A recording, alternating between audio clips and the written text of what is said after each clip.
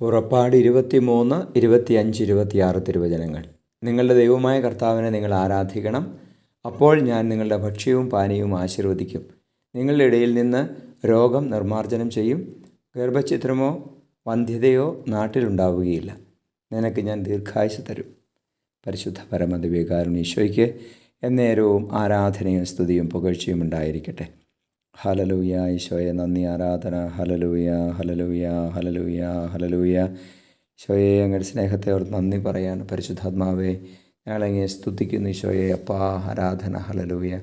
ഈശോയെ അങ്ങയെ ആരാധിക്കുവാൻ, അനുഗ്രഹം പ്രാപിക്കുവാൻ ഞങ്ങളെ സഹായിക്കണമേ. ഞങ്ങളെ എല്ലാ കാര്യങ്ങളും അനുഗ്രഹം ചൊരിയുന്ന അങ്ങയുടെ സ്നേഹത്തെ ആരാധിക്കുവാൻ, സ്നേഹത്തിൽ ഒന്നായി ചേരുവാൻ ഞങ്ങളെ സഹായിക്കണമേ. നമ്മുടെ കർത്താവ് ഈശോ മിശിഹായുടെ കൃപയും പിതാവായ ദൈവത്തിൻ്റെ സ്നേഹവും പരിശുദ്ധാത്മാവിൻ സഹവാസവും നിങ്ങളോടുകൂടി ഉണ്ടായിരിക്കട്ടെ, ഇപ്പോഴും എപ്പോഴും എന്നേക്കും. ആമേൻ.